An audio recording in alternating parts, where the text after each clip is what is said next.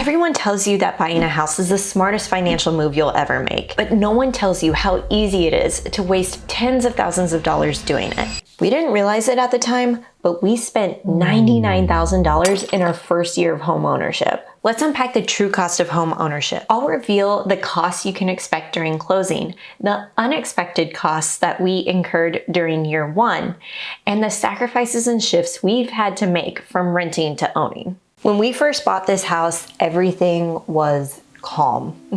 The chaos was over, the paperwork was signed, we knew our numbers. Our mortgage payment, inclusive of the actual payment, interest, taxes, and insurance, that was the number that we obsessed over. And when we bought in 2024, mortgage rates were around 7%. And even at that time, it felt manageable because we told ourselves, we'll just refinance later. But before we could get used to the mortgage payment, we had to take care of the closing costs, and they were huge. I want to share the statement we received that outlines all of the closing costs we incurred. We bought our house for $640,000.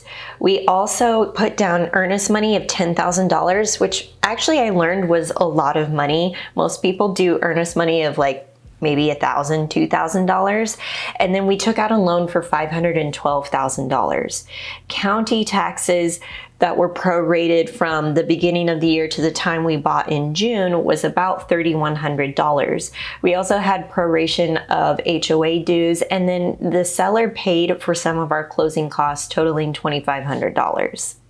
Now, we also had some prepaid interest of about $1,000, and then other loan charges, including flood certification. There was a tax service of $70, and then the title fees from the title company. So there was an e-filing fee from both title companies, from us and the sellers. Then there was a settlement fee, a title insurance. So that added up to close to $1,000. Plus there was compensation to our realtor firm of about $3,800, and the recording fees from the deed was about $450, and then miscellaneous fees from our HOA and being able to pay for the HOA dues up front of about $895. So in total, what was due was more than $647,000. We put down $119,361.63 in closing costs alone. So when you're looking at $120,000 in closing costs, you're like, this feels like the biggest financial hit we'll ever take with this house. It wasn't. The first shock hit almost immediately. The utilities. Now, we rented in Southern California for nearly 10 years, most of that time being in San Diego. The water bill was bundled into our rent, and the electricity and natural gas bill was $108 per month combined. We moved to Kansas City, and the utilities are so much higher here. When you own a bigger house and utilities are paid separately, you get a massive reality check. Our old utility budget wasn't wrong. It was just completely irrelevant. Since becoming homeowners, on average, electricity and natural gas cost us $279 per month. We spend an average of $99 per month on water. So effectively, owning has more than tripled our utility costs. And then came the repairs. One of the biggest mental shifts when you go into home ownership is that you should actually expect the unexpected to happen. And there's heavy costs involved. For us in year one of home ownership, it was fixing a retaining wall, a flooded basement, the dryer broke, emergency fixes that we didn't necessarily budget for but couldn't delay. These showed up faster than expected, and every single one required cash. Oh, and I didn't mention the actual fun stuff we wanted to spend money on, like a kitchen renovation for $28,000 or adding an office for $6,000 to accommodate our work from home lifestyle. Then there was all of this stuff. When you buy a house, you don't just buy the house. You buy everything the house requires. Tools, lawn equipment, Christmas decor, new furniture, the list goes on. Even trying to thrift and use things like buy nothing groups or Facebook Marketplace really added up. This wasn't just lifestyle inflation, this was ownership inflation. This is the part I think where we realized the problem wasn't just the house, it was that the system for tracking everything, once life got more complicated, needed a rework. And that's why today's sponsor is Monarch. Monarch is a personal finance platform that tracks your spending, credit score, and net worth so you can stay on top of your money without ads, without 20 notifications a day.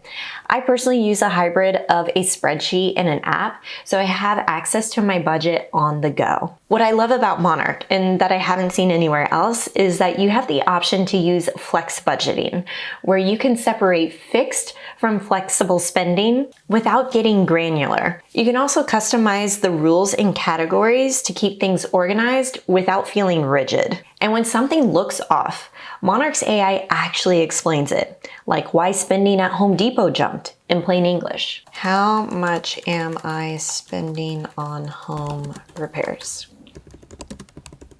It says you spent $8,551.08 on home repairs over the last 12 months, which works out to about $713 per month. That's based on expenses in your home improvement category only, using a standard 12-month look back. That's insane. This is how you know homeownership has me in a chokehold. I think Monarch is intuitive and clean, and it connects to over 13,000 financial institutions. Start your free trial and get 50% off your first year at monarch.com and use the code DFM50 at checkout, or use the link in the description box below. Thank you, Monarch, for your long-term partnership of the channel. And with home ownership comes taxes. One of the most painful parts of owning a home are the taxes that come with it.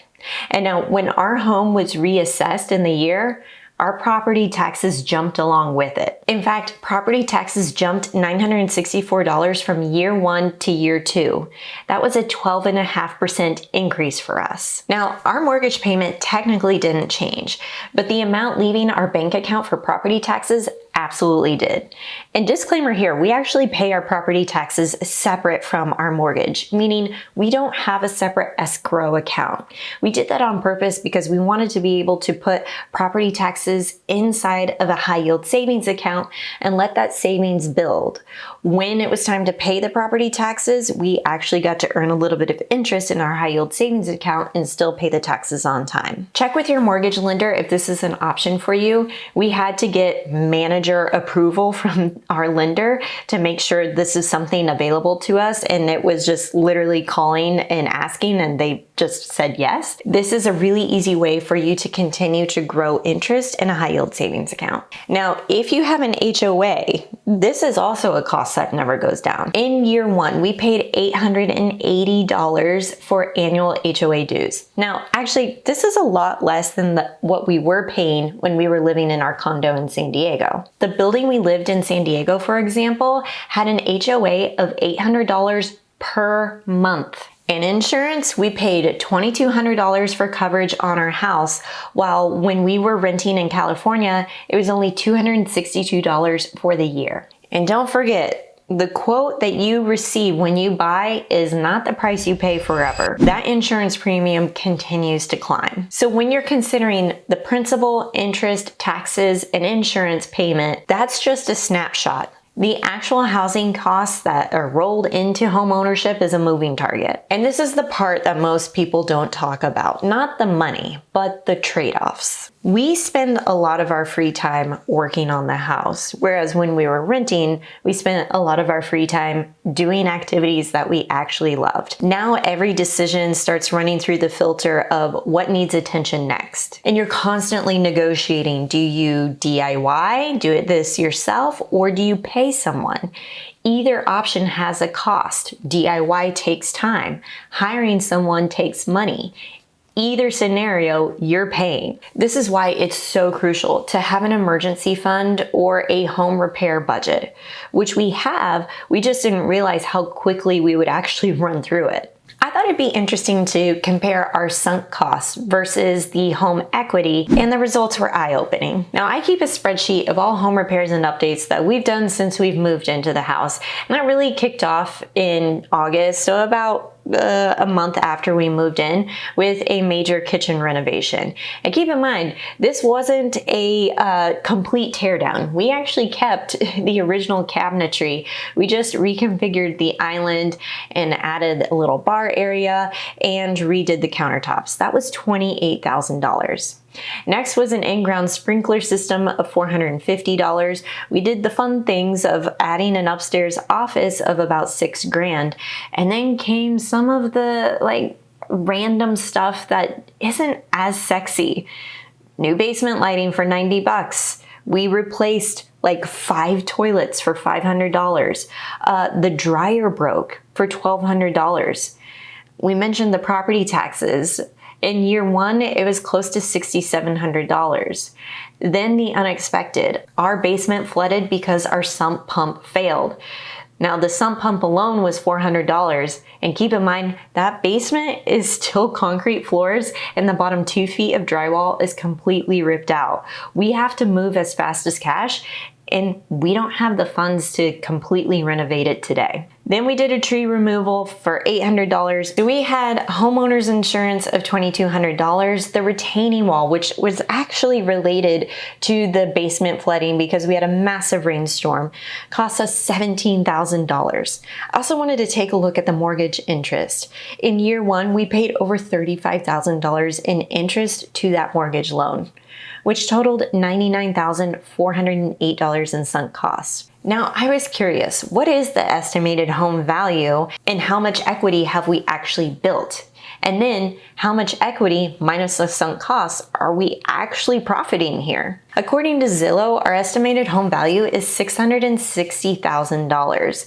Now, we owe about $499,000 on the mortgage, which leaves us an estimated home equity of $161,217.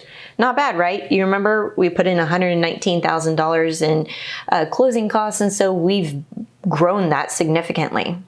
Well, if you factor in the sunk costs of the $99K, what we're actually left with is about $62,000. So I have to ask myself, are we building wealth here? Home ownership isn't bad. It just requires a lot of time and money, whether you're ready or not. And I truly still believe renting isn't throwing away money. Predictability has value. Flexibility has value. And better budget behavior isn't about renting or owning. It's about knowing what you're actually signing up for. I think it still remains to be seen how this home is going to impact our net worth and how it's going to increase our nest egg over time. I think a house can build wealth, or it can quietly drain it if you're not careful. Which housing cost surprised you the most? And if you want a realistic monthly overview of our expenses, then you'll definitely want to check out this video next.